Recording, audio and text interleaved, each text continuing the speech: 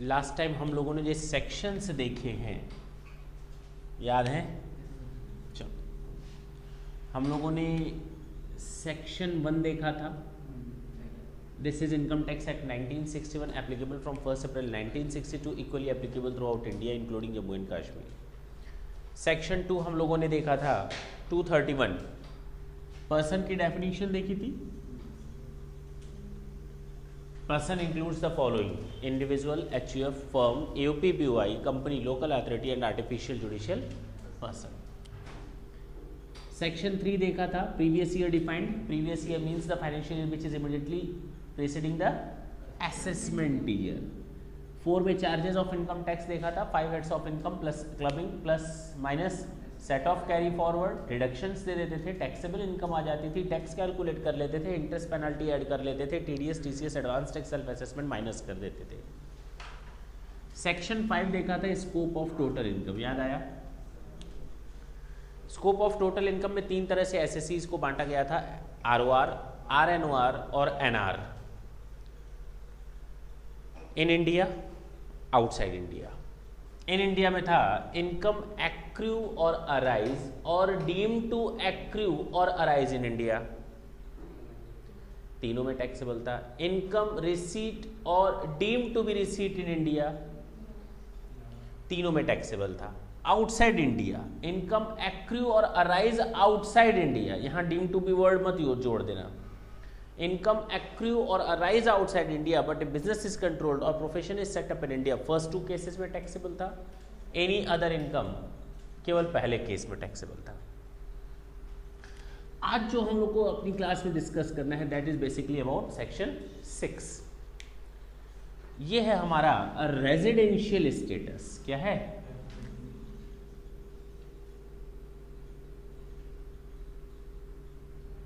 Residential status, निवासी स्थिति।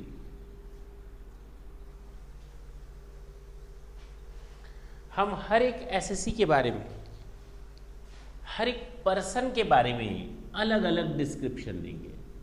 यानी सबसे पहले जो आज हम लोग को बात करनी है वो बात करनी है इंडिविजुअल की, इसके बाद हम बात करेंगे एचयूएफ की, इसके बाद हम बात करेंगे firm, AOP, BOI, local authority, artificial judicial person और कंपनी की। इंडिविजुअल, या तो ये इंडिविजुअल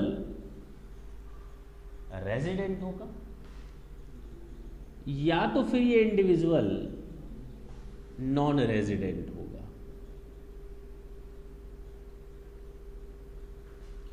अगर हमें ये पता चल जाए कि ये इंडिविजुअल रेजिडेंट है, अगर हमें ये पता चल जाए कि ये इंडिविजुअल रेजिडेंट है, तो उसके बाद फिर से 2 पार्ट में रेजिडेंट को बांटते हैं कि ये रेजिडेंट ऑर्डिनरी रेजिडेंट है या नॉट ऑर्डिनरी रेजिडेंट है। पक्की बात है ना? यानी अगर हमें शुरू में ही ये पता चल जाए कि पर्टिकुलर इंडिविजुअल नॉन रेजिडेंट है तो फिर आगे बढ़ने की कोई ज़रूरत नहीं है, वहीं पर वो द एंड। क्लियर? हाँ या ना? अच्छा, यानी अगर हम इंडिविजुअल के रेजिडेंशियल स्टेटस को देखें तो first of all it will B bifurcated between 2 parts, either it will be a resident or it will be a non-resident. There are 2 basic conditions. There are 2 basic conditions. If both of these two, if any one of these 2 conditions are met, अगर ये 2 conditions में से कोई एक condition पूरी हो जाए जिसको हम नाम देते हैं बेसिक कंडीशंस। बोलो, अगर इन 2 कंडीशंस में से कोई एक कंडीशन भी पूरी हो जाए तो वो बन जाता है रेजिडेंट। लेकिन अगर इन 2 में से एक भी कंडीशन पूरी ना हो पाए तो वो बन जाता है नॉन रेजिडेंट। सर वो दो क्या कंडीशंस हैं? पहली कंडीशन, थोड़ा आगे चलें, हमें मालूम है कि मेरा ईयर स्टार्ट हो रहा है 1 अप्रैल 2015 से और एंड होगा 31 मार्च 2016 को, हाँ या ना? इसको हम कहते हैं प्रीवियस ईयर 15-16 और इसका असेसमेंट ईयर होगा। अच्छा, कब स्टार्ट होगा असेसमेंट ईयर? मेरी बात ढंग से सुनना। Now this is the first date when I try to think about my residential statusship. ये वो डेट है जब मैं पहली बार अपनी रेजिडेंशियल स्टेटसशिप के बारे में सोचूंगा। मैं ये सोचूंगा कि ये जो ड्यूरेशन है इसमें से मैं कितने दिन हिंदुस्तान में था या कितने दिन हिंदुस्तान के बाहर था। यानी ये वो डेट है जो डिसाइड करती है कि अब आप अपनी रेजिडेंशियल स्टेटस आज डिफाइन कर लो, क्योंकि जो रेजिडेंशियल स्टेटसशिप आप रखोगे उसी बेसिस पर आपकी टैक्स ट्रीटमेंट की प्रोसीडिंग्स होंगी, या तो रेजिडेंट के तौर पे या तो नॉन रेजिडेंट के तौर पे। देखो ना, साल भर मैंने कमाया, ना मैंने ये सोचा कि मैं हिंदुस्तान में कितने दिन हूँ, ना मैंने ये सोचा कि मैं आउटसाइड इंडिया कितने दिन हूँ। मेरा जब पूरा साल खत्म हो गया उसके बाद अब तो चीज़ें सामने हैं कि मैं कितने दिन हिंदुस्तान में था और कितने दिन बाहर था। ये वो डेट है, यानी ये वो साल है जब मुझे डिसाइड करना पड़ता है कि मेरी रेजिडेंशियल स्टेटसशिप क्या रही। अब मैं डिसाइड करने बैठा तो सबसे पहला काम करूंगा इस प्रीवियस ईयर में, जिसको हम कहेंगे रेलिवेंट प्रीवियस ईयर। क्या बोलेंगे? कि इस प्रीवियस ईयर में मैं कितने दिन हिंदुस्तान में था। यानी प्रीवियस ईयर में मैं 182 डेज और मोर इंडिया में था या नहीं।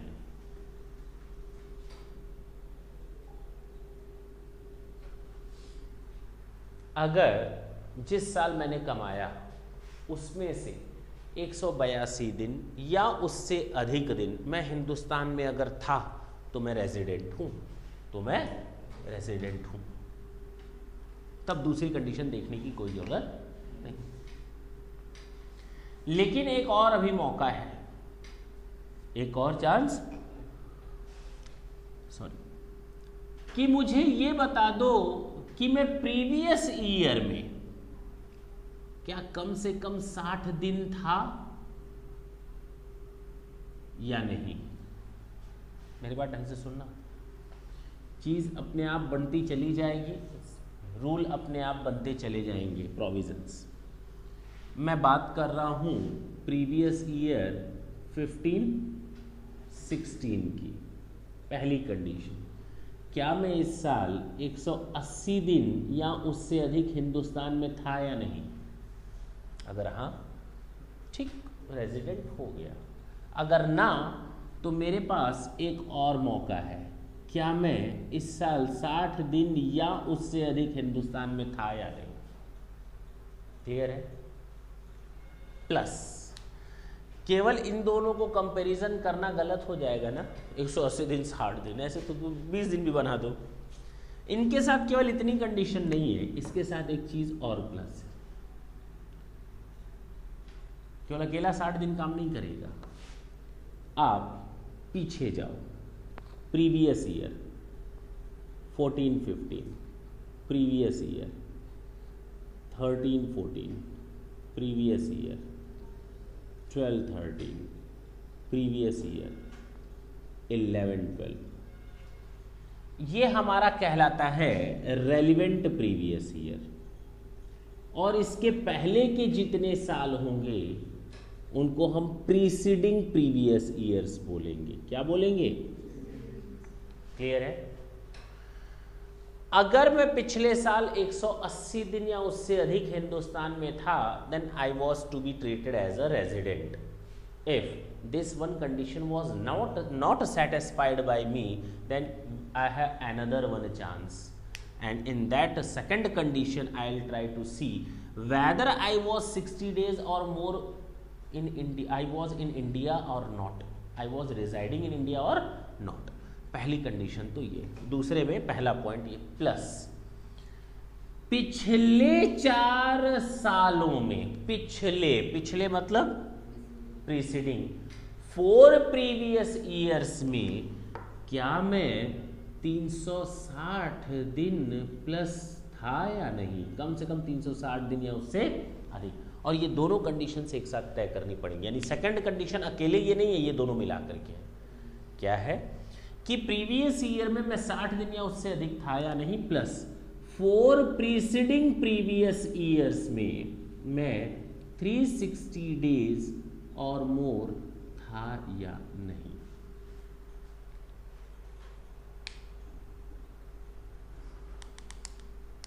ये पहली कंडीशन, और मुझे इन दोनों में से कोई एक कंडीशन तय करनी है। ठीक, नोट कर लो इसको और थोड़ी सी स्पीड ले आएंगे।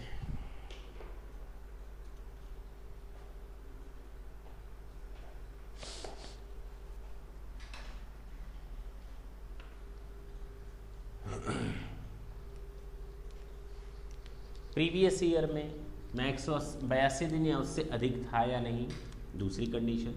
पिछले साल 60 दिन या उससे अधिक था या नहीं, और पिछले 4 सालों में मैं 365 दिन सुन ये 365 है, सॉरी 365 सॉरी, मैं पिछले 4 सालों में 365 दिन हिंदुस्तान में था या नहीं। That's it.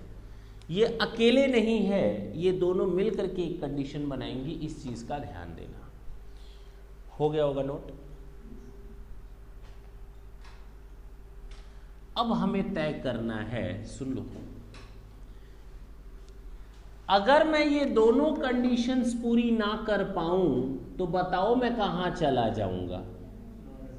बस अब अगर मैं रेजिडेंट हूं, यस, तो मुझे बढ़ना पड़ेगा आगे। फिर से मुझे ये देखना पड़ेगा कि मैं रेजिडेंट एंड ऑर्डिनरी रेजिडेंट हूं या नहीं। बोलते क्यों नहीं? और या तो मैं ये होऊंगा, या तो मैं किस कैटेगरी में फॉल करूंगा, resident but not ordinary resident. और ध्यान देना,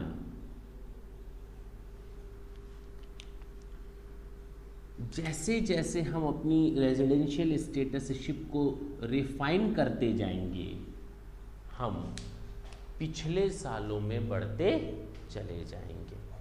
अब तक हम कितने सालों में बढ़े हैं? 4, पिछले 4। सुनो सुनो सुनो सुनो, आरओआर डिसाइड करने के लिए मेरे पास 2 कंडीशंस और आ गई, इसका मतलब इनको हम कहते हैं एडिशनल कंडीशंस। क्या बोलते हैं? पक्का? बेसिक कंडीशंस 2 थी, उन 2 में से I have to fulfil any one, but now I have 2 additional conditions, and for the purpose of having the statusship of ROR I have to fulfill both, means 1 and 2। and लिखा है और नहीं लिखा, and का मतलब आपको दोनों conditions पूरी करनी है। सर और कितने पीछे साल आप ले जाएंगे? अब आप 7 सालों की बात करेंगे। कितने? 4 हो गए, 3 और जोड़ लें, 10, 11, 9, 10, 8, 9। मैंने कहा जितना आप रिफाइन करते जाएंगे आप पीछे बढ़ते जाएंगे। अगर मैं आरओआर अपने आप को प्रूफ करना चाहूं तो मुझे यह बताना पड़ेगा क्या पिछले 7 सालों में मैं हिंदुस्तान में 730 दिन या उससे अधिक था या नहीं। That's it. और बढ़ गए? तो 7 प्रीसीडिंग प्रीवियस ईयर्स में मुझे 730 दिन या उससे अधिक रहना पड़ेगा, पहली कंडीशन। और लास्ट कंडीशन है, मैंने कहा जितना आप आगे बढ़ोगे उतना, तो अब बताओ 7 के बाद क्या लेंगे?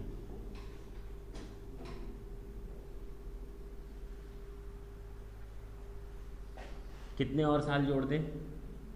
3।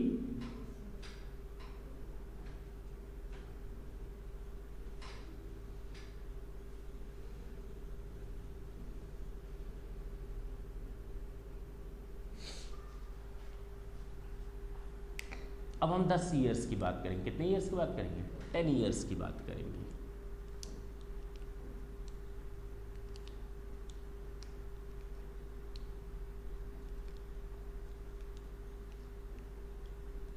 हमें ये देखना पड़ेगा दूसरी कंडीशन में कि इन 10 प्रीसीडिंग प्रीवियस ईयर्स में मैं कम से कम 2 साल रेजिडेंट रहा या नहीं।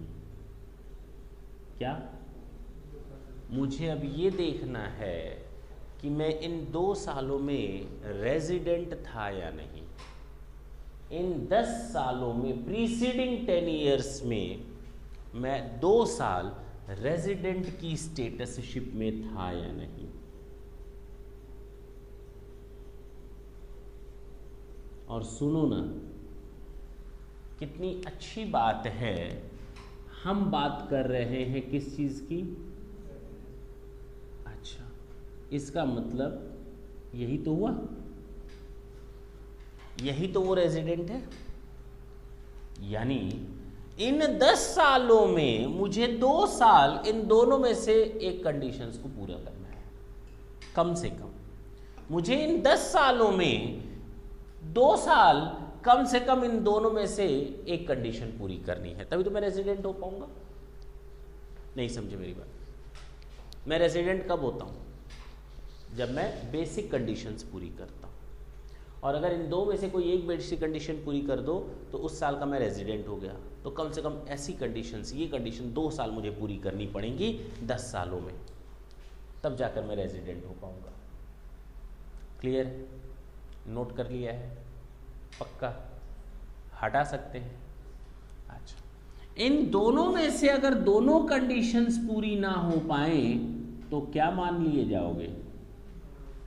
Resident, but not ordinary resident.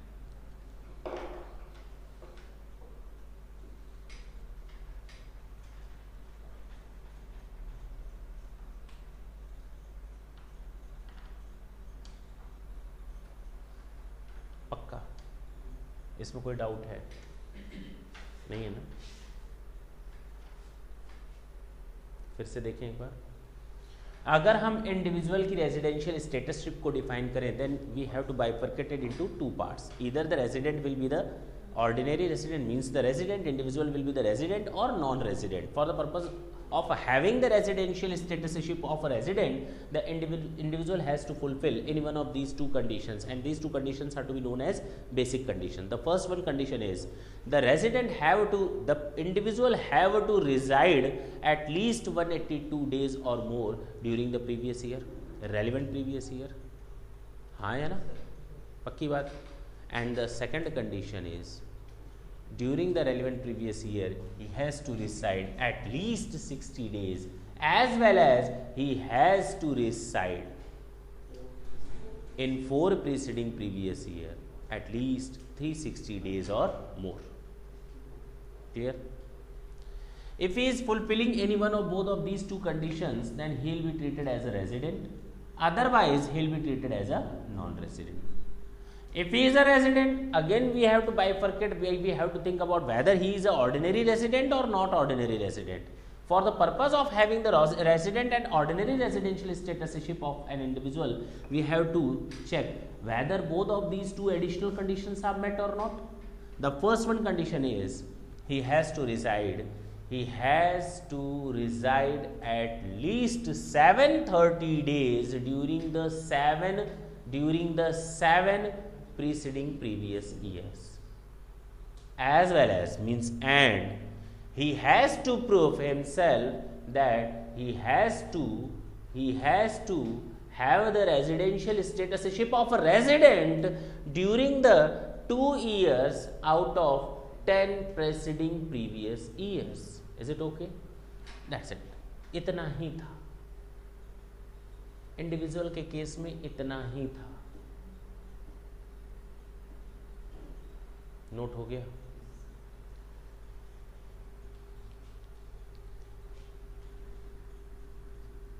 इसके कुछ एक्सेप्शंस हैं. क्या है? एक्सेप्शंस. और इस साल एक अमेंडमेंट भी आया है इसमें. एक्सेप्शन का मतलब होता है अपवाद. हम लोग अब उन एक्सेप्शंस की बात करने जा रहे हैं. आपको जो असाइनमेंट दिया गया है पेज नंबर 15 जरा देखें.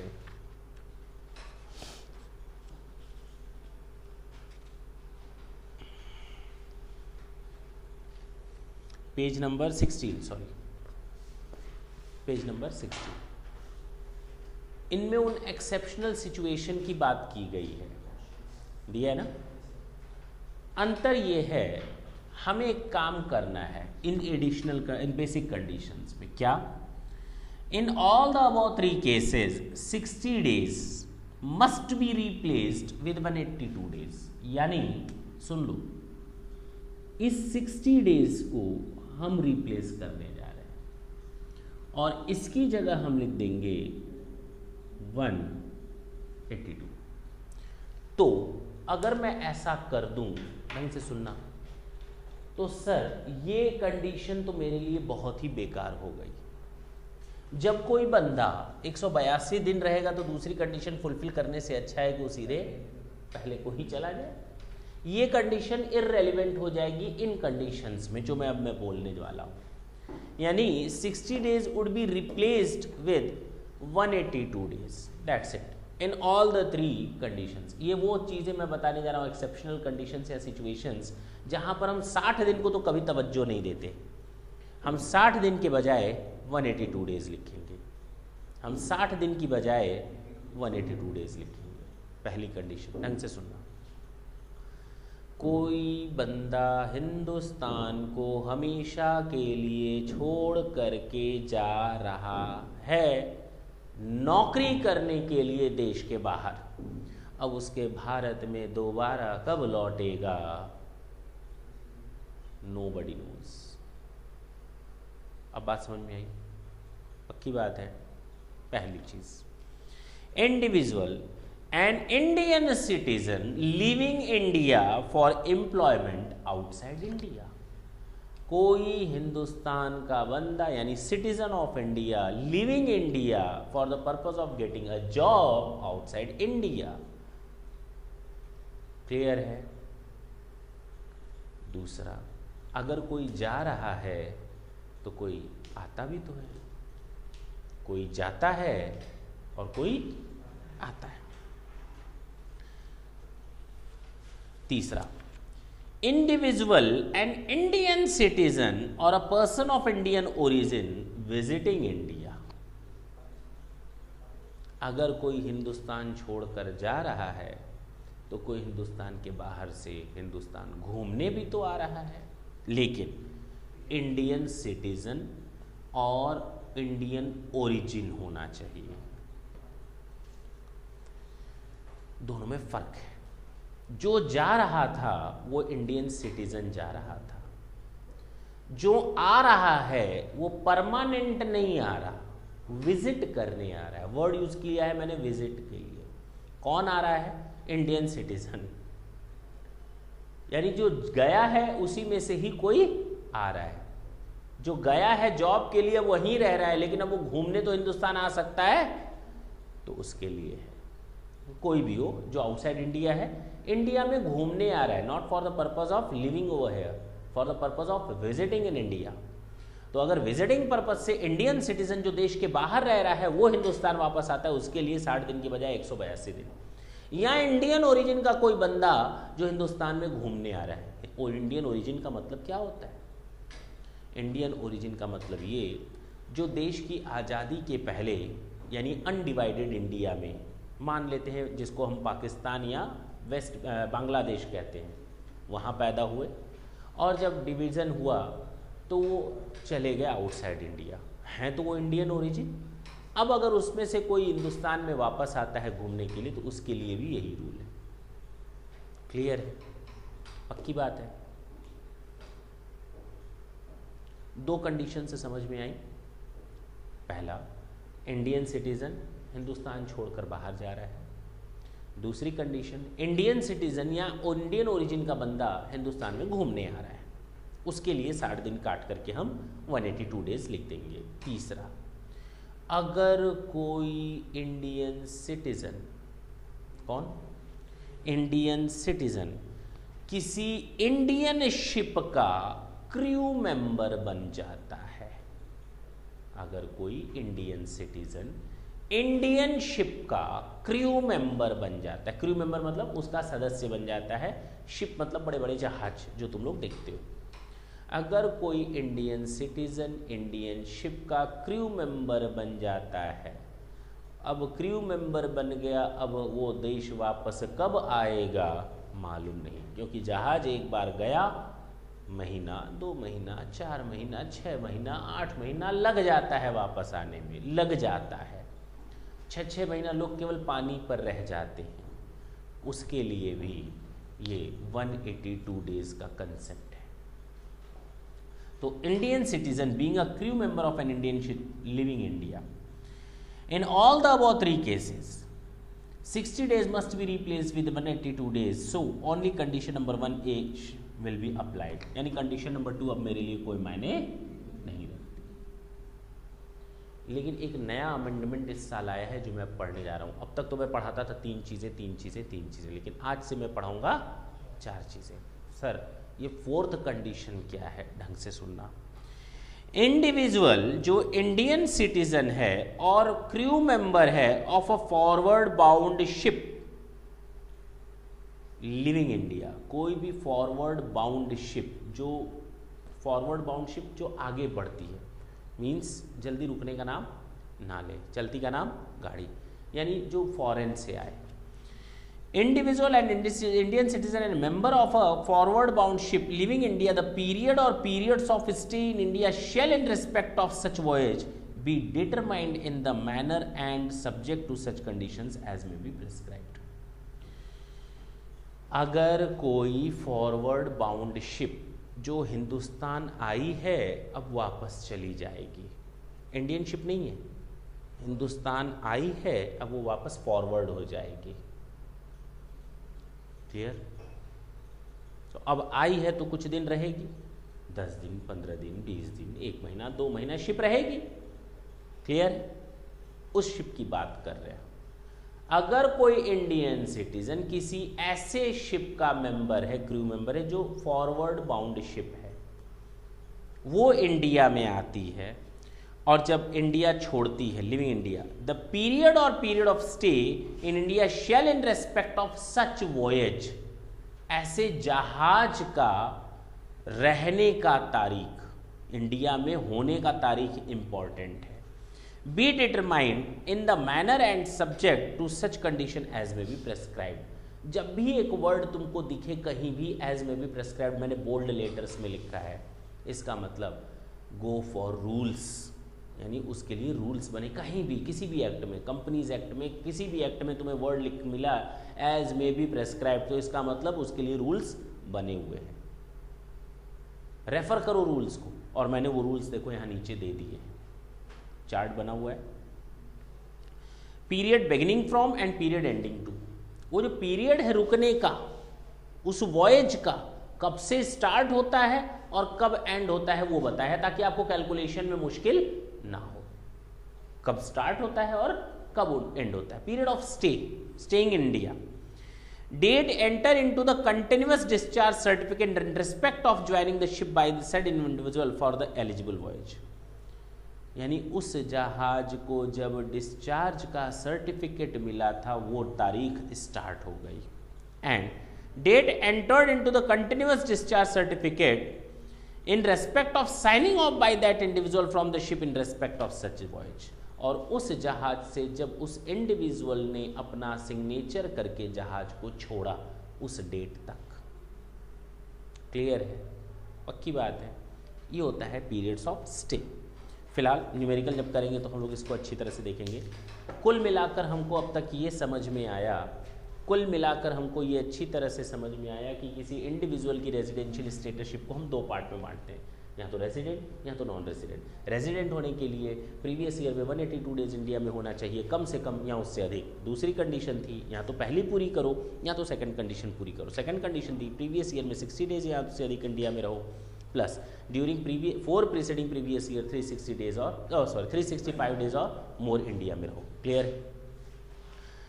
अदरवाइज आप क्या बन जाएंगे? Non resident. अगर आप रेजिडेंट फाइनल हो जाते हैं तो फिर से देखो आप ऑर्डिनरी रेजिडेंट हो या नॉट ऑर्डिनरी रेजिडेंट हो। ऑर्डिनरी रेजिडेंट होने के लिए दो एडिशनल कंडीशन है, दोनों की दोनों कंडीशन पूरी होनी चाहिए। किसी एक कंडीशन को पूरा करने से कुछ होने वाला नहीं है। पहली कंडीशन 7 प्रीसीडिंग प्रीवियस ईयर्स में 730 दिन कम से कम हिंदुस्तान में रहना पड़ेगा। दूसरी कंडीशन है पिछले 10 सालों में 10 प्रीसीडिंग प्रीवियस ईयर में 2 साल आपको रेजिडेंट का सर्टिफिकेट रखना पड़ेगा। एक तरह से यही समझो। क्लियर? अगर दोनों में से कोई एक कंडीशन पूरी हो या दोनों ना हो तो वो नॉन रेजिडेंट बन जाता है, नॉट ऑर्डिनरी रेजिडेंट बन जाता है। क्लियर है? एक्सेप्शनल केसेस बताए 4। पहला, हिंदुस्तान छोड़ रहा है इंडियन सिटीजन तो 60 दिन काट कर 182 दिन लिख दो। कोई विदेश से आ रहा है इंडियन सिटीजन या इंडियन ओरिजिन का बंदा विजिट करने के लिए, या कोई इंडियन सिटीजन इंडियन शिप का क्रू मेंबर बन जाता है और वो इंडियन शिप छोड़ रही है जगह, तो उस केस में 182 दिन। लास्ट मैंने अमेंडमेंट बताया कि कोई बंदा जो इंडियन सिटीजन है, क्या है? Indian citizen, forward bound ship का क्रू मेंबर है, उसके लिए भी हम 182 डेज रखे हैं। कैलकुलेशंस कैसे होंगे देखा जाएगा। हटा दें, हटा दें।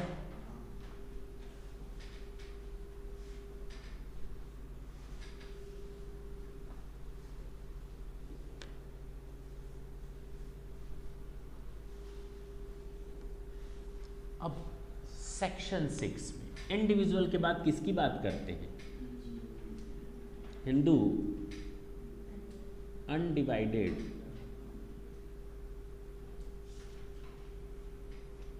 फैमिली, HUF की बात करते हैं। किसकी बात करते हैं?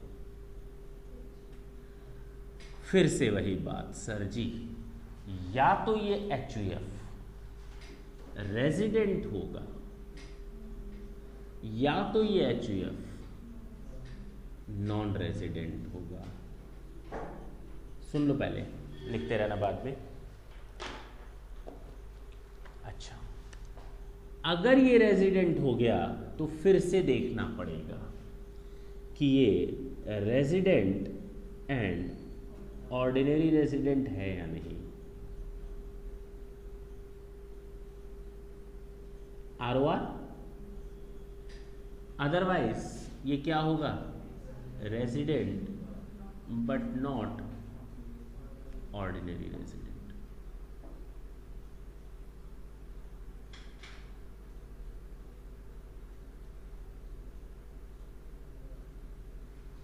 क्लियर?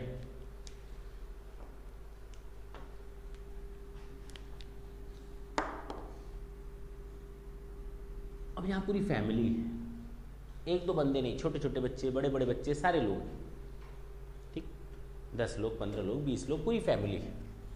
इनका कैसे डिसाइड करें ये रेजिडेंट है या नॉन रेजिडेंट है? हमको भी ये देखना पड़ेगा, क्या इस फैमिली में डिसीजन से रिलेटेड मैटर्स कहाँ लिए जाते हैं? हिंदुस्तान में या हिंदुस्तान के बाहर? यानी इस फैमिली में जो डिसीजंस है, कंट्रोल है या मैनेजमेंट है, वो कहाँ से होता है इस फैमिली का? हिंदुस्तान से या हिंदुस्तान के बाहर से? क्लियर है? Control,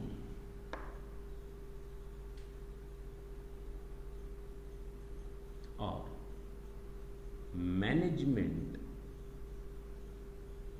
of affairs of the family,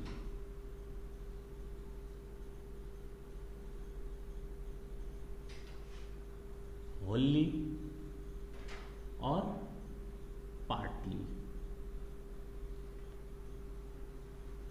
from India.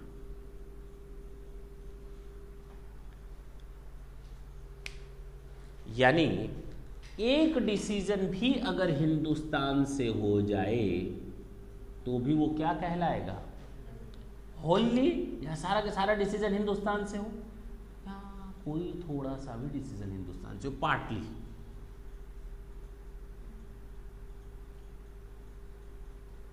Clear है? इफ 100% और part of the affairs of the family are managed और कंट्रोल फ्रॉम इंडिया। क्लियर? अच्छा अच्छा अच्छा अच्छा अच्छा, इधर इधर इधर इधर।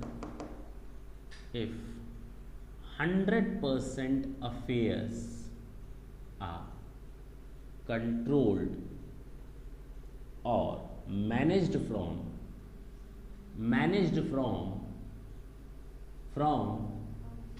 outside India, तभी तो वो नॉन रेसिडेंट होगा। बोलते क्यों नहीं? बस यही एक चीज चेक करनी, हो गया काम खत्म, हो गया ये रेसिडेंशियल स्टेटसशिप की रेसिडेंट कब और नॉन रेसिडेंट कब। हमें केवल इतना चेक करना है कि उस बिजनेस से रिलेटेड थोड़े से भी डिसीजन इंडिया से होते हैं या नहीं। यहाँ तो सारे के सारे हिंदुस्तान से, यहाँ तो थोड़े से भी 1 2 3 4 तो भी वो रेसिडेंट मान लिया जाएगा। सारे डिसीजन विदेश से होते हैं, नॉन रेसिडेंट। अगर एक बार रेजिडेंट हो गया तो फिर अब हमको तय करना पड़ेगा कि रेजिडेंट एंड ऑर्डिनरी रेजिडेंट है या resident but not ordinary resident है।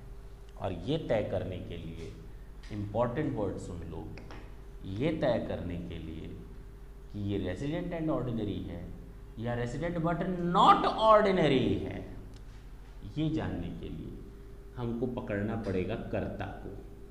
किसको? नाउ द कर्ता has to fulfil these conditions. कर्ता अकेले।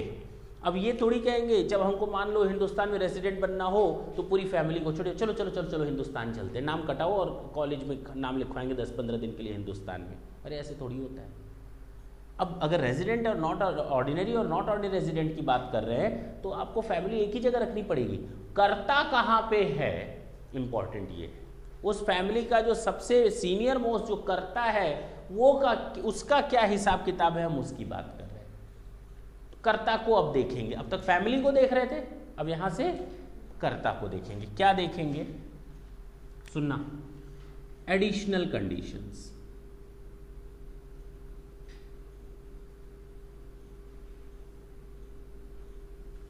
पहला क्या था यहां पे? 7 प्रीसीडिंग प्रीवियस ईयर्स में कितने दिन? 730 डेज और मोर।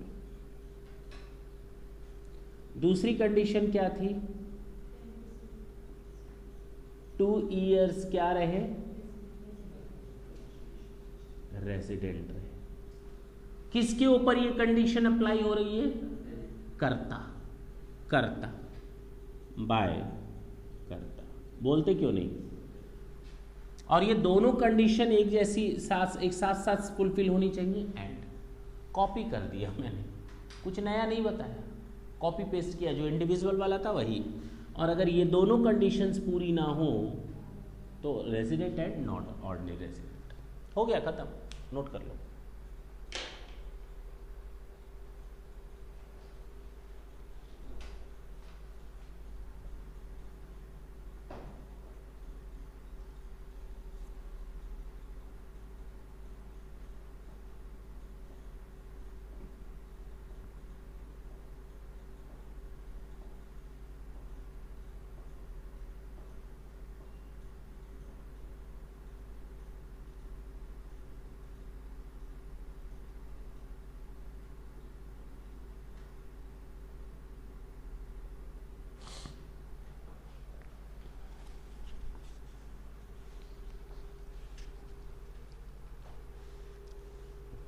निकालें page number 16।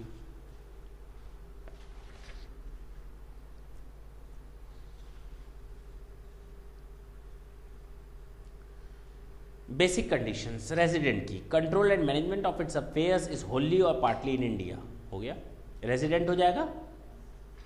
Additional condition ordinary resident होने के लिए, और मैंने ब्रैकेट में लिख दिया करता, resident in India for at least 2 years out of the preceding 10 previous years and physically resident in India present in India for at least 730 days during the 7 preceding previous years. If karta doesn't satisfy additional condition, HUF will be treated as resident but not ordinary resident. Non-resident, control and management of its affairs is wholly outside India. That's it. हो तो गया, खत्म हो गया। यानी कुछ ना कुछ इंडिविजुअल और HUF आपस में मैच करते हैं। अब एक दो पॉइंट इंपॉर्टेंट और, सर अगर कोई रास्ते में हो, आता है और जा रहा हो, रास्ते में हो, तो वो दिन यहाँ रहने वाली डेट होगी या हटाने वाली डेट होगी? कोई आ रहा है तो वो डेट रहने वाली डेट, क्योंकि दिन में काउंट करेंगे ना, 1 दिन 2 दिन 3 दिन 180 days 181 days, अरे तो उसमें आने वाली डेट और जाने वाली डेट शामिल करेंगे या एक्सक्लूड करेंगे? वो भी तो इम्पॉर्टेंट है, क्योंकि उससे तो आपका स्टेटस क्या हो जा रहा है, चेंज हो जा रहा है। जरा देखें पेज नंबर 15 के सबसे नीचे नोट में दिया है, the day on which he enters India as well as the day on which he leaves India shall be taken into account as the stay of India, as the stay of individual in India. ये मान लेंगे कि वो individual Hindustan में उस दिन था, जिस दिन गया उसको भी शामिल कर लो, जिस दिन आया उसको भी शामिल कर लो, जोड़ देंगे, 182 डेज के कैलकुलेशन में ऐड करेंगे। The term stay in India includes stay in territorial waters of India. Even the stay in a ship or boat moored in the territorial waters of India would be considered for calculating total stay in India. अगर वो किसी जहाज में है, ship में है, और अगर वो टेरिटोरियल वाटर में है, इंडिया का टेरिटोरियल वाटर मालूम है, मालूम है, यहां पर हम नॉटिकल माइल्स से कैलकुलेशन करते हैं। 12 नॉटिकल माइल्स के अंदर, 12 नॉटिकल माइल्स के अंदर ये हिंदुस्तान का हिस्सा है, कोई इसमें घुस भी नहीं सकता, आ भी नहीं सकता। कस्टम में पढ़ोगे तुम लोग डिटेल में, आ भी नहीं सकता। लेकिन 12 नॉटिकल माइल्स के बाहर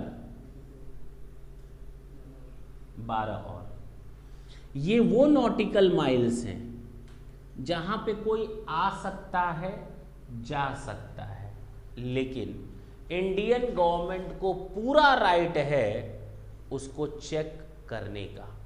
क्या ला रहे हो, बम वगैरह तो नहीं रखे हो, क्या ले जा रहे हो, रेस्ट्रिक्टेड गुड्स तो नहीं ले जा रहे, स्मगलिंग तो नहीं हो रही, उस जहाज को चेक करने का, चाहे वो हिंदुस्तान में एंटर करे या ना करे, रोक करके उससे पूछने का राइट है। लेकिन अगर जहाज 12 नॉटिकल माइल्स के अंदर है तो उसकी मजबूरी है कि वो पहले अब पोर्ट पर आए, टैक्स दे और उसके बाद जाए। गलती से ही सही बेटा, अगर अंदर घुस गए तो आपको क्या देना पड़ेगा, टैक्स। अगर यहां से कोई जहाज जा रहा है, टैक्स नहीं देना, लेकिन रोकने पर रुकना जरूर है, क्योंकि ये हमारा एरिया है। हम आपको पहले चेक करेंगे आप क्या सामान ला रहे हो, क्या ले जा रहे हो, उसके बाद हम छोड़ेंगे। अगर तुम ना रुके तो हम आपके ऊपर बम छोड़ेंगे। अब समझ में आई बात। लेकिन इसके बाहर का जो एरिया होता है वो इंटरनेशनल एरिया है, कोई भी आ और कोई भी जा सकता है। क्लियर है, कोई दिक्कत है?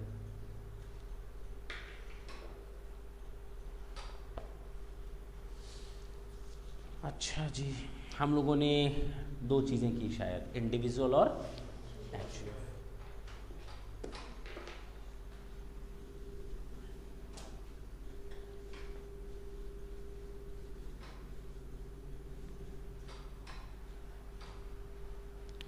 तीसरा है आपका फर्म, इसी में ही शामिल कर लो, इसी में ही शामिल कर लो, इसी में ही शामिल कर लो और इसी में ही शामिल कर लो, एक को छोड़कर। किसको? कंपनी को हमने अभी कंसीडर नहीं किया, उसके लिए अलग से देखेंगे। क्लियर है? इन सब के लिए एक ही रूल है, सुनो। या तो ये रेजिडेंट होंगे या तो ये नॉन रेजिडेंट होंगे। और खुशखबरी सुन लो, ये कभी भी ROR और RNOR नहीं होते, यानी हमें आगे बढ़ने की जरूरत यही खत्म। अच्छा सर, कैसे डिसाइड करेंगे कि ये लोग रेजिडेंट कब और नॉन रेजिडेंट कब? इसको डिसाइड करने के लिए if 100% of part of the affairs are managed, याद आया? और याद आया क्या है ये? कंट्रोल फ्रॉम, कहाँ से लिया है मैंने? HUF से कॉपी कर दिया। बट नॉन रेजिडेंट कब माना जाएगा? इफ 100% अफेयर्स आर मैनेज्ड और कंट्रोल्ड फ्रॉम, कहाँ से? Outside India. That's it, this is over, full and final. अब हमें इसके बारे में सोचने की जरूरत नहीं है।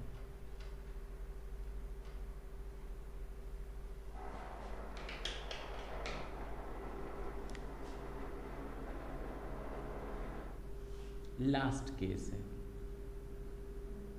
और कंपनी।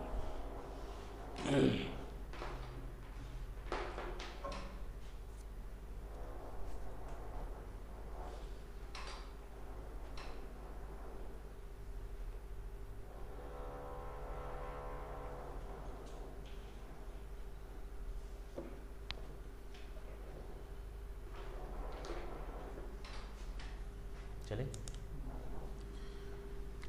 कंपनी या तो रेजिडेंट होगी या तो नॉन रेजिडेंट होगी। कंपनी या तो रेजिडेंट होगी या तो, अगर कंपनी रेजिडेंट है तो दो कंडीशंस, सुनना ढंग से।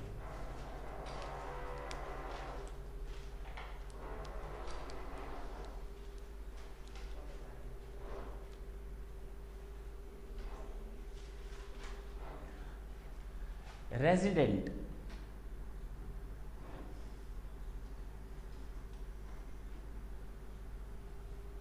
कंपनी, सोचना ही नहीं है। अगर कोई कंपनी इंडिया में रजिस्टर्ड है, यानी इंडियन कंपनी हमेशा रेजिडेंट मानी जाएगी। इंडियन कंपनी हमेशा रेजिडेंट मानोगे, क्यों भाई? अच्छा एक बात बताओ, अगर कोई कंपनी रेजिडेंट इन इंडिया है, मींस रजिस्टर्ड इन इंडिया है, तो इसका मतलब उसका जो ROC या रजिस्ट्रार ऑफ कंपनीज वो इंडिया में होगा। अच्छा, अगर कंपनी का ROC इंडिया में है तो उसको अपनी एनुअल इन्फॉर्मेशन या उसको एनुअल रिटर्न उस ROC में दाखिल करना पड़ेगा। अच्छा, अगर वो एनुअल इन्फॉर्मेशन और एनुअल रिटर्न्स इंडिया में दाखिल कर रहे हैं और उसका रजिस्टर्ड इन इंडिया है तो उसका रजिस्टर्ड ऑफिस भी इंडिया में होगा। और अगर रजिस्टर्ड ऑफिस इंडिया में है तो उसका एनुअल जनरल मीटिंग भी नॉर्मली इंडिया में ही कंसीडर किया जाएगा। और जहाँ कंपनी की एनुअल जनरल मीटिंग इंडिया में कंसीडर की जाएंगी, इसका मतलब कंपनी के सारे डिसीजंस हिंदुस्तान से होते हैं। उसकी बुक्स ऑफ अकाउंट इंडिया में होगी। बात समझो, ये कहलाता है। इसीलिए सीधे सीधे उल्टी सीधी बात करने से अच्छा सीधे ये बोलो, if it is an Indian company, if it is an Indian company, अगर ये इंडियन कंपनी है यानी इंडियन रजिस्टर्ड कंपनी, बोल सकते हैं?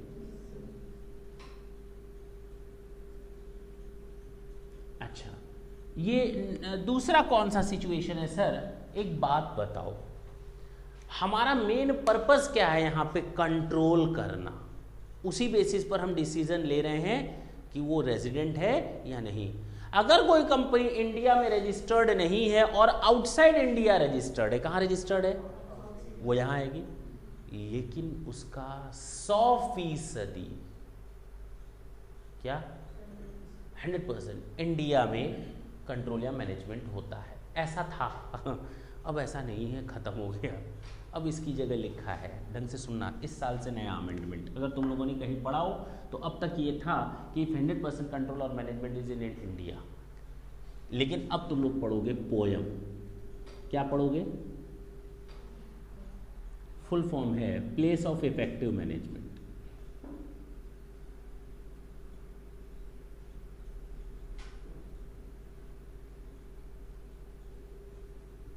इज इन इंडिया, यानी दूसरी कंपनियां जो इंडिया में रजिस्टर्ड नहीं है, अगर कोई कंपनी इंडिया में रजिस्टर्ड नहीं है तो वो यहां आएगी। और अगर उसका पोयम इंडिया में हो, पोयम का मतलब place of effective management is in India, clear है? और प्लेस ऑफ इफेक्टिव मैनेजमेंट का मतलब होता है, ढंग से सुनना, अ प्लेस वेयर की मैनेजमेंट एंड कॉमर्शियल डिसीजंस, की मैनेजमेंट एंड कॉमर्शियल डिसीजन, वही स्टेट ऑफ द अफेयर्स की बात कर रहे हैं। अ प्लेस वेयर की management and commercial decisions that are necessary for the conduct of the business of an entity as a whole are in substance made, यानी maximum, यानी कि सारे के सारे decision near about substantially India में ही होते हैं। इसको कहते हैं place of effective management, clear? तो पहले जो लिखा था if 100% state of the affairs are manage और कंट्रोल फ्रॉम इंडिया, वो खत्म हो गया। अब क्या आ गया है? पोयम। या तो इंडियन कंपनी हो या तो पोयम हो, बात खत्म। वो इंडियन मानी जाएगी रेजिडेंट, लेकिन अगर दोनों नहीं है तो, अगर दोनों नहीं है तो ये नॉन रेजिडेंट। पहला, इंडिया में रजिस्टर्ड नहीं है और place of effective management India में नहीं है, तो क्या मानी जाएगी? Non resident, clear? हम लोगों ने रेजिडेंशियल स्टेटस के सारे पॉइंट कंसीडर कर लिए। इन पर हमें न्यूमेरिकल तो सॉल्व करने ही हैं, लेकिन आज हम सेक्शन 7 को देख लेते हैं। पूरा तो नहीं देख पाएंगे, लेकिन जितना देखते हैं। सेक्शन 7, हेडिंग क्या है? Income deemed to be receive. इस सेक्शन को देखने के पहले रटने से अच्छा है क्यों ना हम वो कंसेप्ट समझ ले जहां से ये सेक्शन लाया गया है। एक बार अगर वो कंसेप्ट दिमाग में सेट हो गया तो कभी भूलेगा नहीं, पहली चीज। दूसरी चीज, हम लोग जो इस टॉपिक को समझने के लिए प्रोविजन पिक करने जा रहे हैं, बेसिकली वो सैलरी चैप्टर का हिस्सा है जो तुम लोग पढ़ोगे। और उस सैलरी चैप्टर में मैं ये टॉपिक नहीं पढ़ाऊंगा, रिवीजन कर दूंगा लेकिन पढ़ाऊंगा, क्योंकि आने वाला पूरा समय आज की क्लास का ये टॉपिक लेने वाला है। और उस टॉपिक का नाम है, हम इस टॉपिक को नहीं देख रहे आज, हम किस टॉपिक को देख रहे हैं? Provident fund. इस टॉपिक के खत्म होने के बाद हम लोग खुद अपने मन से इनके प्रोविजंस डिसाइड करेंगे कि सेक्शन 7 आया तो आया कहां से? Provident fund. हमें बताइए सर जी, ये प्रोविडेंट फंड होता क्या है? 4 तरह के होते हैं। कितने तरह के? Statutory provident fund. कौन सा provident fund? Statutory provident fund. Recognised provident fund.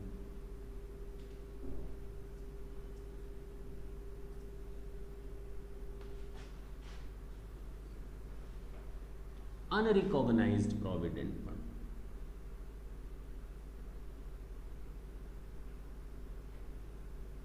And the last one is, क्यों हंस क्यों रहे हो भाई, पब्लिक प्रोविडेंट फंड। ये 4 कैटेगरीज हैं। अगर शॉर्टकट में बोला जाए, बोल सकते हैं, बोल सकते हैं? अच्छा, तो इसको क्या बोलोगे? SPF, RPF, UPF and PPF. ये 4 कैटेगरीज के हमारे प्रोविडेंट फंड हैं। पहले तो हमें ये समझना पड़ेगा why this Kolaveri sorry, why this 4 type of बोल प्रोविडेंट फंड। तुम लोग को गाना सुनाते हैं तो तुम लोग रिफ्रेश हो जाते हो, नहीं तो बोर लगता है क्लास। नहीं, किसने गाया था वैसे ये गाना? धनुष ने ना। तीर कहाँ था? देखो इधर, SPF, RPF, UPF and PPF, they are 4 types of provident fund. अगर ढंग से सुनना,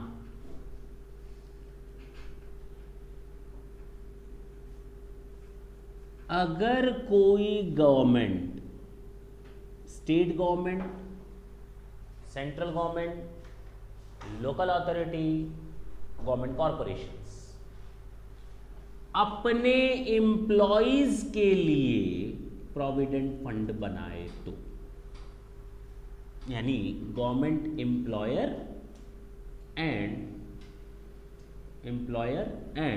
government employees, is it clear? है क्या ये प्रोविडेंट फंड? एक बात बताओ, मैं आज कमा रहा हूं, शरीर साथ दे रहा है, कुछ सालों बाद उस समय कहां से मैं खाऊंगा, पीऊंगा या घर वालों को खिलाऊंगा? तो रिटायरमेंट का प्लान करके चलना पड़ता है, नहीं पड़ना? करना है ना? केवल आज का सोचे, फ्यूचर का ना सोचे।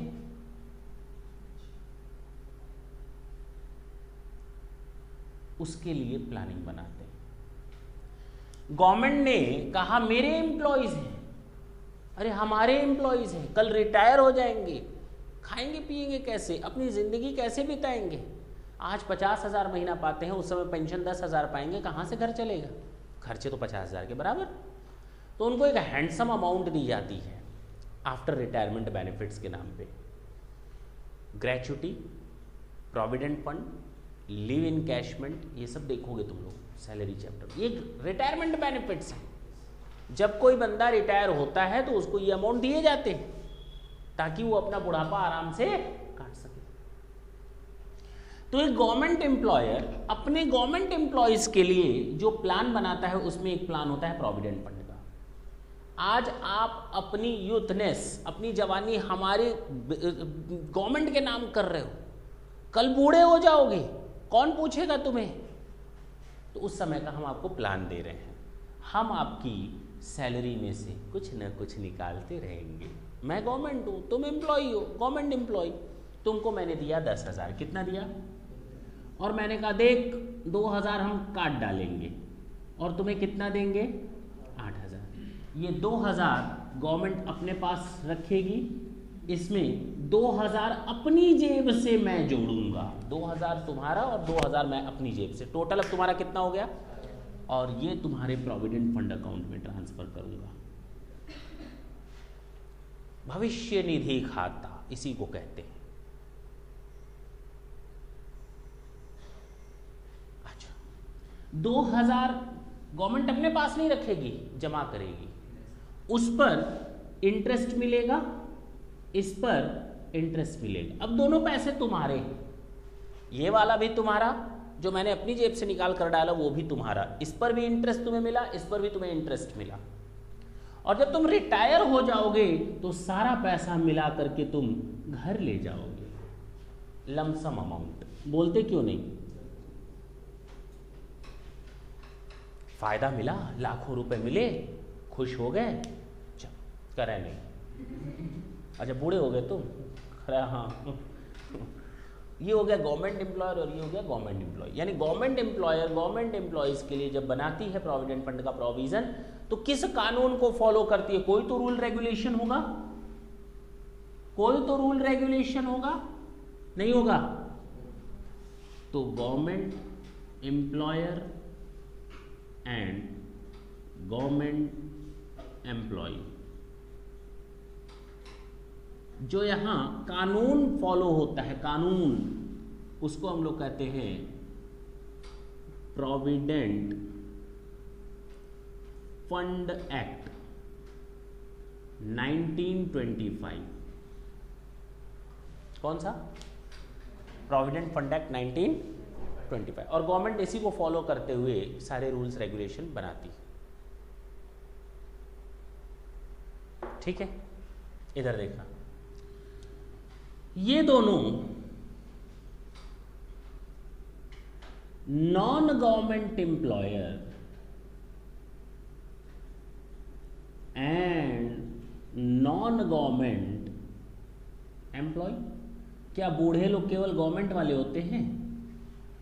नॉन गवर्नमेंट वालों को बूढ़े होने का अधिकार नहीं है तो नॉन गवर्नमेंट वाले भी बूढ़े होते हैं। उनकी सुरक्षा कौन देखेगा? उनका एम्प्लॉय नहीं। और कौन से दो हैं? आरपीएफ और यूपीएफ। ये दोनों नॉन गवर्नमेंट एम्प्लॉयज के ऊपर एप्लीकेबल होते हैं और इनके लिए जो कानून बना हुआ है प्रोविडेंट फंड एक्ट 1952, पूरा लिख दे रहा हूं मैं।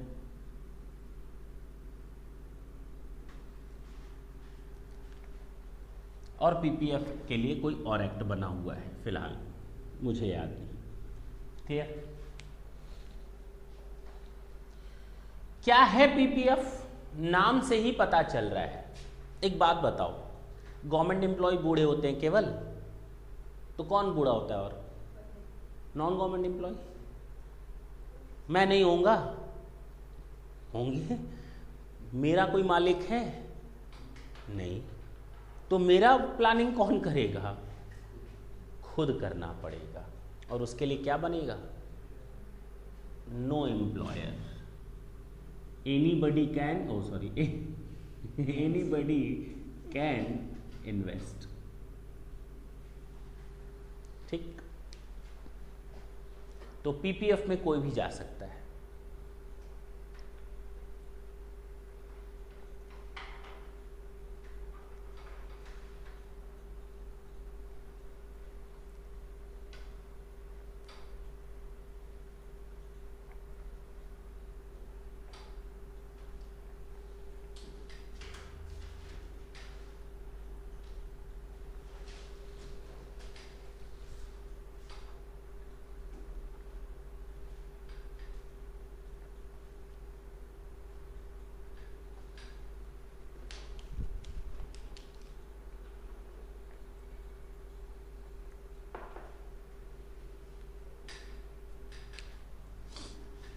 हटा सकते हैं। अब आते हैं इनके टैक्स ट्रीटमेंट्स की बात करते हैं। अब तक तो हम इनकी स्टोरीज देख रहे हैं।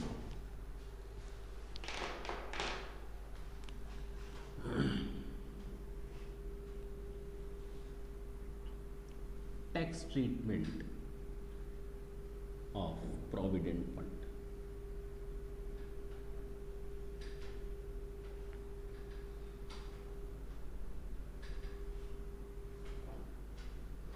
सर, आपने एक बात नहीं बताई। पूछो।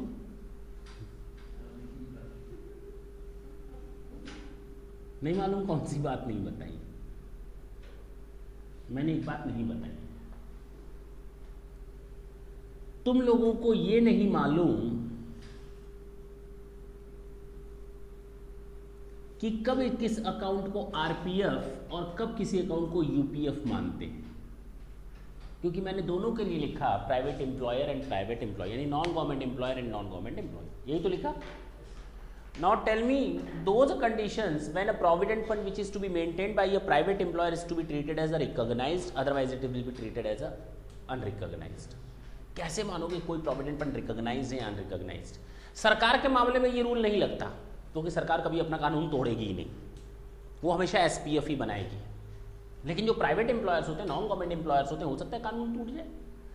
हम लोगों ने इनके लिए एक कानून बनाया, provident fund act 1952। Provident fund act 1952, a provident fund which is to be maintained by an employer will be treated as recognized if it fulfills any one of these two conditions। अगर ये दो condition में से कोई एक condition पूरी हो जाए तो वो आरपीएफ माना जाएगा। अगर दोनों में से कोई कंडीशन पूरी ना हो पाए ना, यूपीएफ माना जाएगा। आरपीएफ मानने के लिए दो कंडीशन, दो में से कोई एक कंडीशन पूरी। तो बोल दो सर, पहला तो आप ना बोलेंगे तो भी हमें मालूम है। अगर एम्प्लॉयर ने प्रोविडेंट फंड एक्ट 1952 के सारे प्रोविजंस को फुलफिल किया, सोचना क्या, आप कानून को फॉलो करते हो, इससे अच्छी बात क्या हो सकती है। अगर आप कानून बनाया गया और आप कानून को फॉलो करते हो तो इसका मतलब वो रिकॉग्नाइज्ड है, और गवर्नमेंट कहेगी बहुत बढ़िया बहुत बढ़िया, यही तो बोलेगी।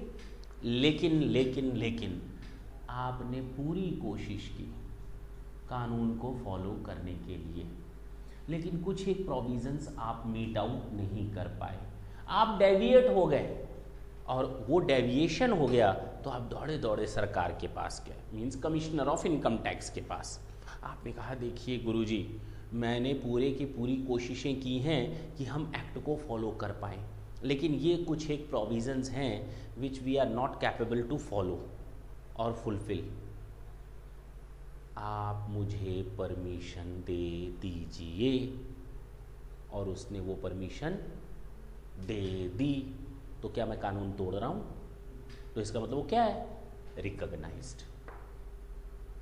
लेकिन मैंने परमिशन नहीं मांगी तो क्या है, लेकिन परमिशन मांगी और सामने वाले ने मना कर दिया तो क्या है, सीधा सा हिसाब। If any one of these two conditions are fulfilled then the particular provident fund will be treated as a recognised. First condition, if the employer follow all the rules or regulations which are contained in the Provident Fund Act 1952, or if some of those are deviated, if some or more provisions are not to be fulfilled by the employer, then in that case if he has been granted or has been given the prior approval of the Commissioner of Income Tax, then it will be treated as the recognized Provident Fund, otherwise unrecognized। Clear?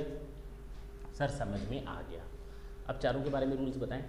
Government किसको promote करेगी, इसको या इसको, इसको या इसको? इसको दो बार कहते हैं तो एक गाना याद आता है, कौन सा?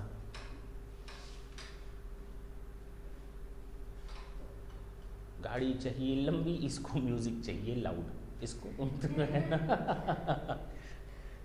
जाती महंगे क्लब में होता जहां होता ढंग का, बोल नहीं मालूम? अच्छा मालूम। किस पिक्चर का गाना था ये? एल्बम है, एल्बम नहीं है, हम्टी शर्मा। अच्छा एल्बम, ओरिजिनल एल्बम था। अच्छा, तेज आदमी हो तुम लोग।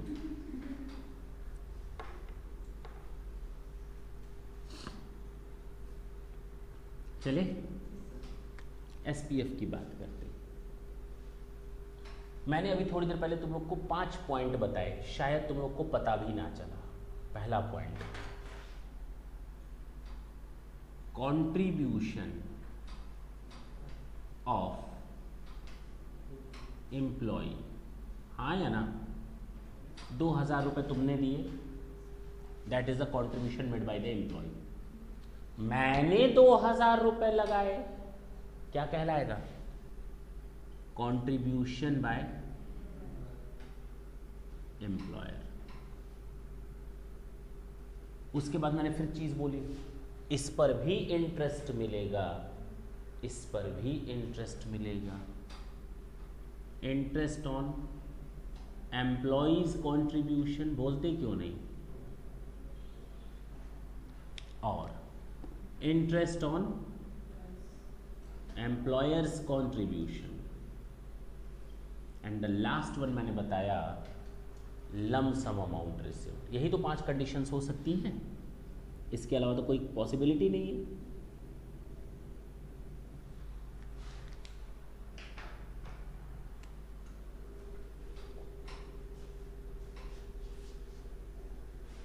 अगर ये 5 पॉइंट कंसीडर हो जाएं तो इस टॉपिक को टाटा और बाय बाय।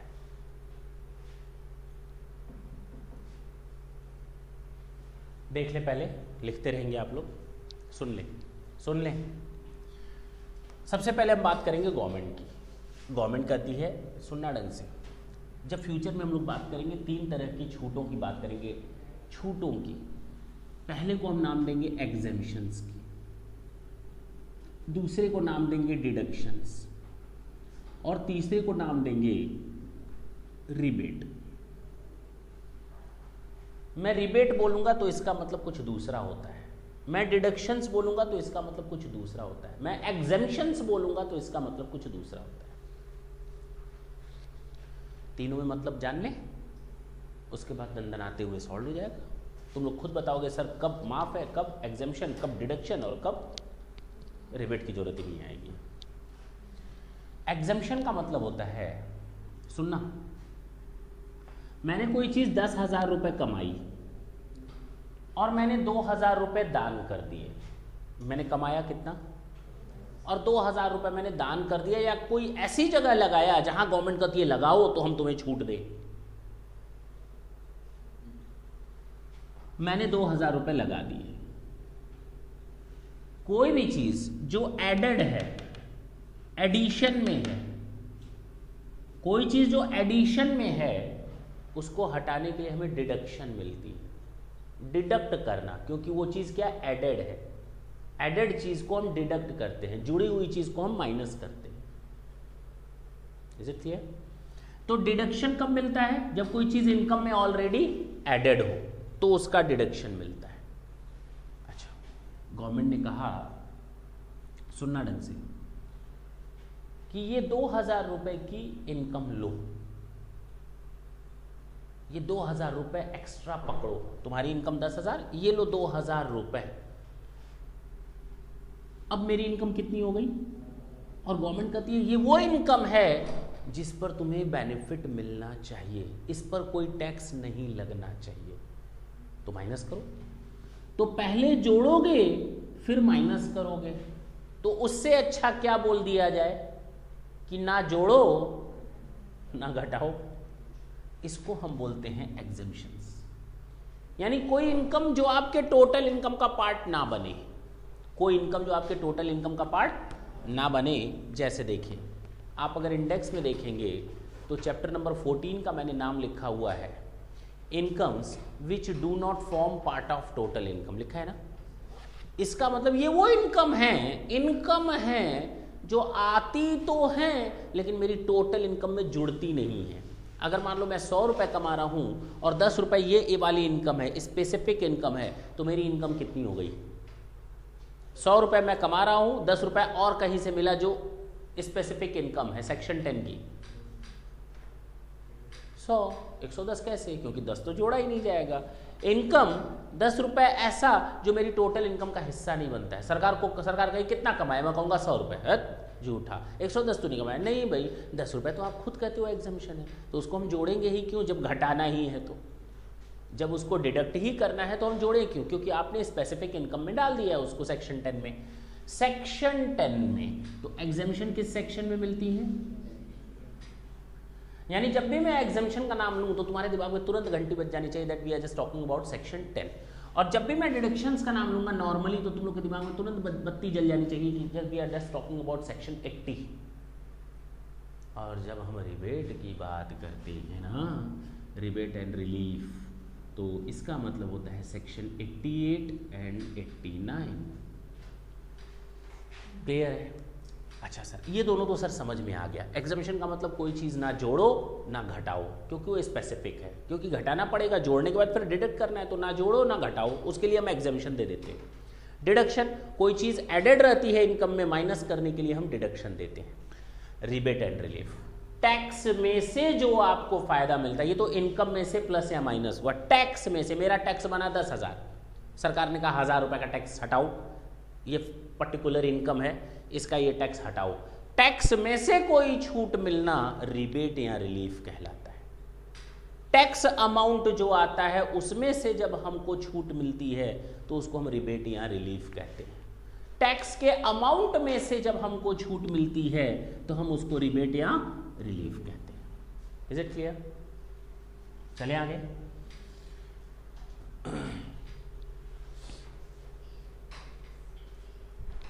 सुनना, कंट्रीब्यूशन ऑफ एम्प्लॉय, एम्प्लॉय का कंट्रीब्यूशन।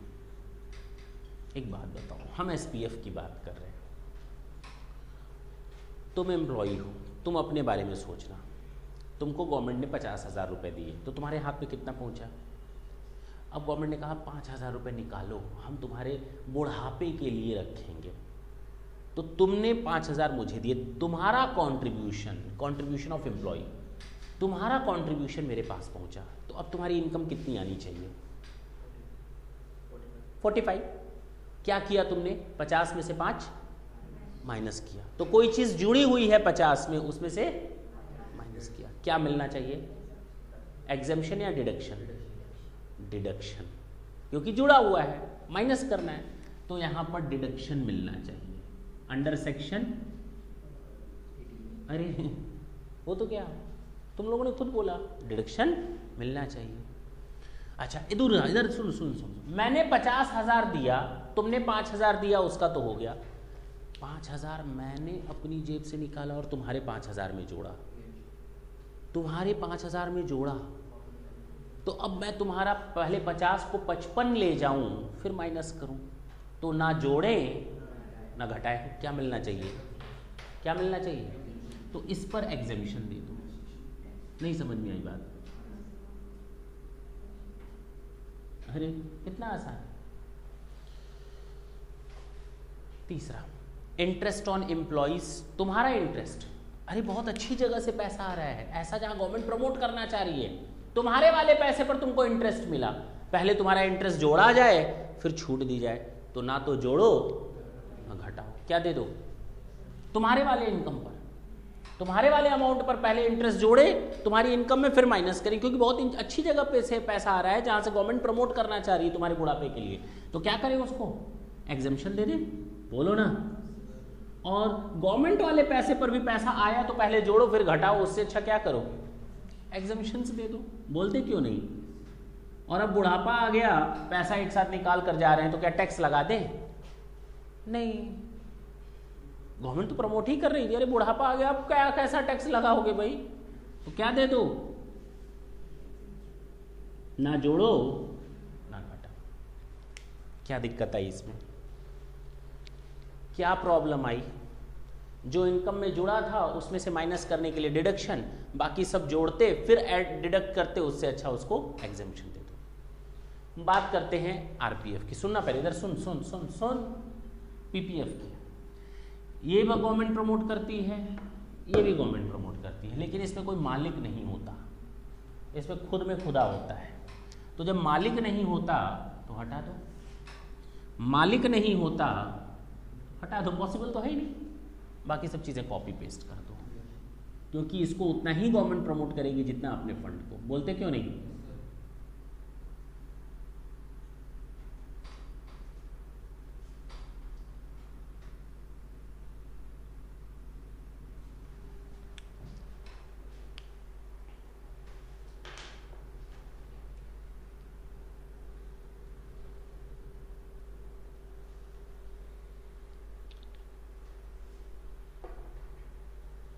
हो गया?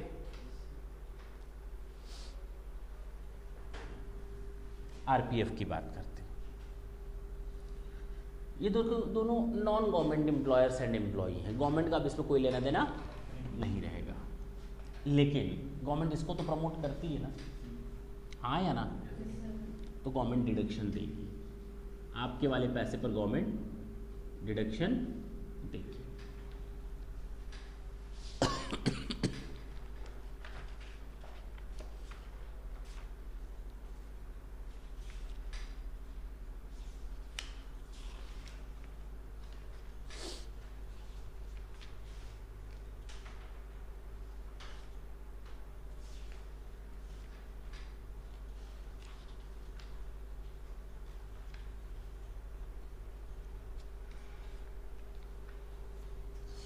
जरा ढंग से देखना, सुनो। एम्प्लॉयर का कंट्रीब्यूशन, मेरा कंट्रीब्यूशन मैंने दिया है, तो गवर्नमेंट ने कहा पूरा छूट नहीं देना चाहिए, एक हद तक छूट दो, नहीं तो एम्प्लॉयर बड़ी चालाकी करेगा, सारा पैसा उसी में ही दिखाएगा। ठीक है ना भाई, गवर्नमेंट कभी प्लानिंग नहीं करेगी टैक्स चोरी करने के लिए, लेकिन प्राइवेट लोग जो होते हैं वो टैक्स चोरी करने के लिए पूरी प्लानिंग बनाकर चलते हैं। तो गवर्नमेंट का एक हद तक हम आपको छूट देंगे, आप इतने ईमानदार या इतने दानी नहीं हो कि आप 10-10 हज़ार रुपये, 50-50 हज़ार रुपये किसी के बुढ़ापे के लिए इकट्ठा करो।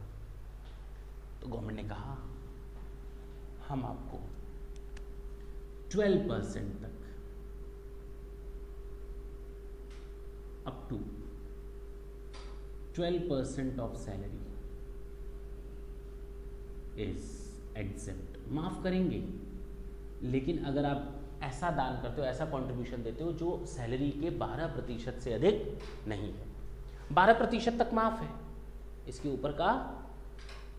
ऊपर का तुम्हारी इनकम मान ली जाएगी। मैंने वर्ड क्या यूज किया, तुम्हारी इनकम, मैंने वर्ड क्या यूज किया, तुम्हारी इनकम मान ली जाएगी। अरे हाँ, तो अब अगर इधर प्रोविजन बनाना हो तुमको, तो तुम क्या लाइन यूज करोगे? Employer's contribution in recognised provident fund in excess of 12% of salary will be treated as income of the employee. अपने आप बन गया ना, 12% तक माफ है, 12% के ऊपर 12% तक माफ है। खून करोगे ठीक नहीं होगा, खून करोगे, अगर कानून ऐसा बन जाए खून करना गलत बात है, किसी का खून नहीं करना चाहिए, खून करोगे ठीक नहीं होगा। लो कर दिया खून, अब क्या करोगे? अरे तो बताओ ना क्लियर क्या करोगे? 12% तक माफ है, उसके ऊपर का क्या? इनकम। कहाँ लिखा है? यहां लिखा है, नहीं समझे? 12% तक माफ है, बाकी अगर हम छोड़ दे ना लिखे तो लोग कहेंगे बाकी भी माफ है, नहीं समझे? तो उसके ऊपर का लिखो ना, बाकी का क्या? बाकी का इनकम। कहाँ लिखा है? अब क्लियर है? इंटरेस्ट की बात करते हैं, चाहे तेरा चाहे मेरा, एम्प्लॉयर का इंटरेस्ट हो चाहे एम्प्लॉय का इंटरेस्ट हो, अप टू 9.5% इज एग्जेम्प्ट। इसके ऊपर का क्या? कहाँ लिखा है?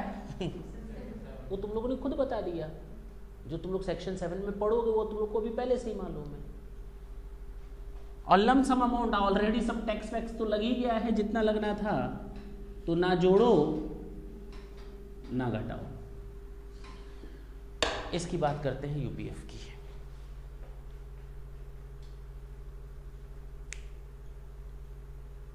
चलिए,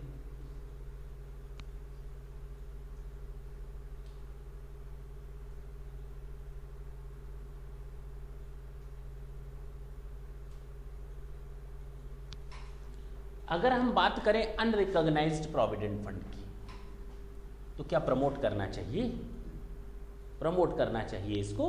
और नहीं सर, कायदे कानून का तो फॉलो हो ही नहीं रहा, तो आप प्रमोट करेंगे? आप भी ऐसी बात करते हैं, नो डिडक्शन नहीं देंगे। जाओ, क्या नहीं देंगे?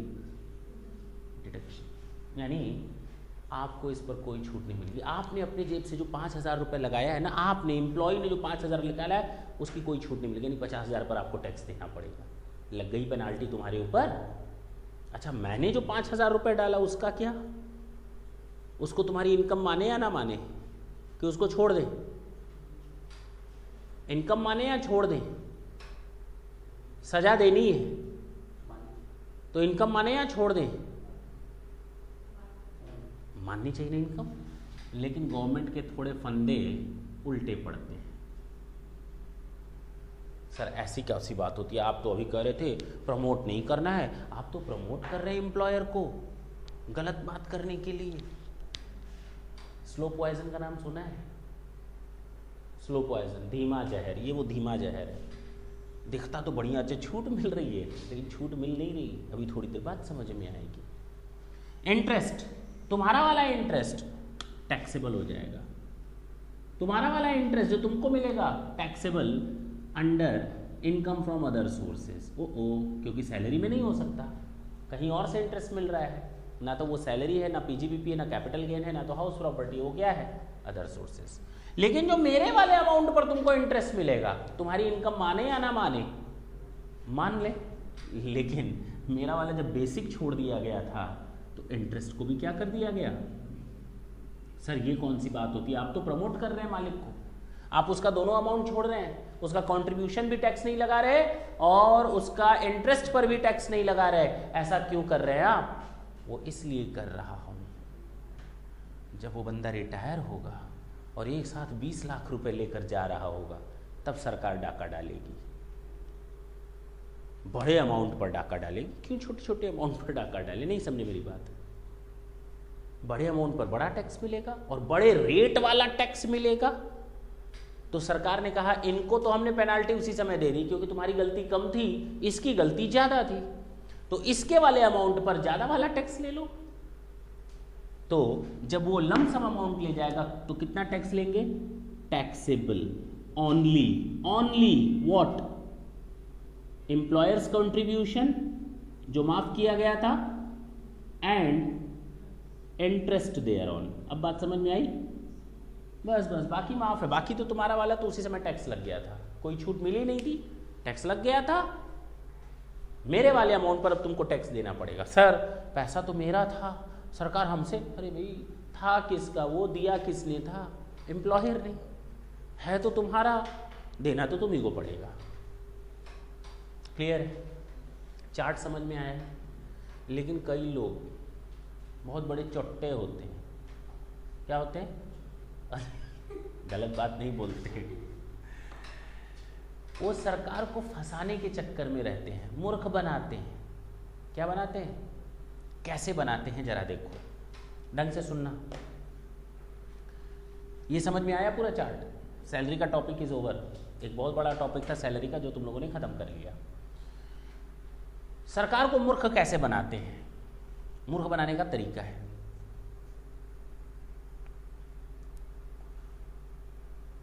तुम मेरे यहां 20 साल काम करोगे, हमने तुम्हारे लिए ये बना दिया, तुम तुम्हारी इनकम पर टैक्स दे रहे हो, मेरा वाला सब माफ, मेरा वाला सब माफ, मेरा वाला सब माफ। 18 साल बीत गया, 19 साल बीत गया, 1 साल बचा हुआ है तुमको जाने में। मैंने तुरंत स्कीम चेंज करवा ली, यूपीएफ से सारे रूल रेगुलेशन टाइटली फॉलो कर लिए। क्या? सारे रूल रेगुलेशन में फॉलो करने लगा। अब मैं किस में आ गया? अब सारा माफ हो गया। मेरा वाला पहले भी माफ था, मेरा वाला अब भी माफ हो गया। सरकार को मैंने क्या दिखाया? बेस्ट ऑफ लक, ठेंगा कह सकते हो, ठेंगा दिखा दिया गवर्नमेंट को, अब ले टैक्स। तब गवर्नमेंट ने कहा ये गलत बात है, ये गलत बात है, तुम लोग ऐसे हमको मूर्ख बनाओगे, अच्छी बात नहीं है। गवर्नमेंट ने प्रोविज़न बनाया। क्या बनाया होगा प्रोविज़न?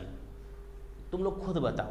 गवर्नमेंट ने बनाया होगा कि अगर कोई बंदा यहाँ से यहाँ शिफ्ट होता है तो जितने अमाउंट पर उसने टैक्स नहीं दिया था पहले टैक्स दे दे, उसके बाद यहाँ जाए।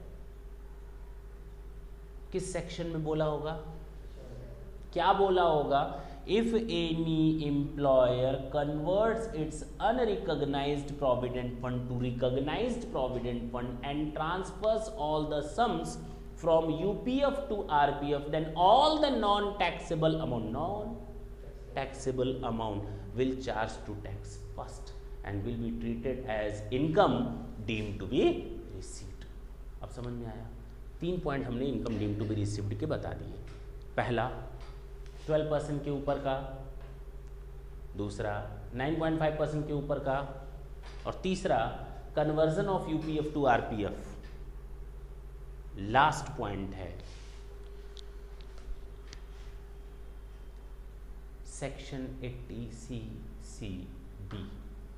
अभी मैं कुछ नहीं बताने वाला उसमें, मैं इसको हटाऊं? नोट हो गया है तुम लोग का? मैं वो तीनों पॉइंट लिख दूं जो तुम लोगों ने अभी सीखा।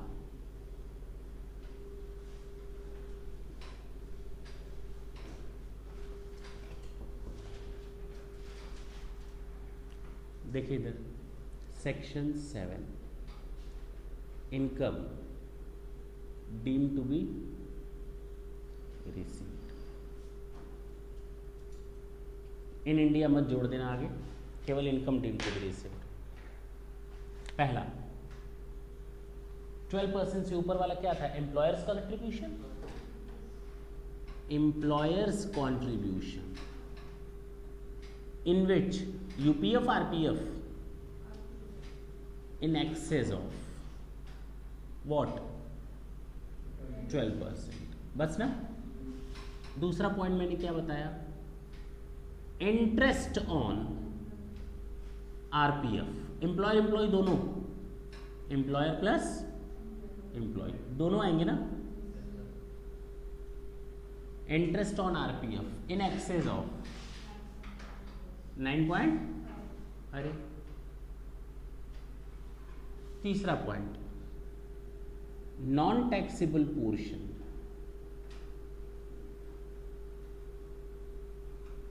Transverse from unrecognised provident fund to, बोलते क्यों नहीं? Section, that's it.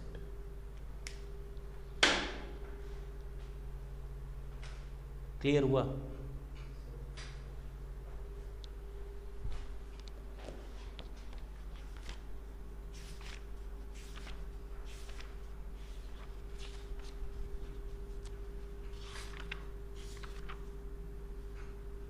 देखें सेक्शन 7 निकालें, पेज नंबर 17 देख लें, पेज नंबर 17 देख लें, 2 मिनट। लिखा है the following income shall be deemed to be received in previous year. Employer's contribution to recognised provident fund in excess of 12% of salary and interest related to the recognised provident fund in excess of 9.5, दोनों हो गए।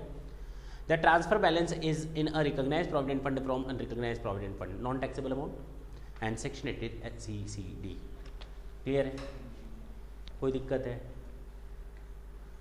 Next class में जब आप लोग आएंगे तो हम कोशिश करेंगे सेक्शन 8 कवर करने की, और 2-3 पॉइंट जो छूटे हुए हैं वो थ्योरी मोस्ट प्रोबेबली हम लोग की नेक्स्ट क्लास में हो जानी चाहिए, और हम लोग न्यूमेरिकल पोर्शन पर आ जाएंगे।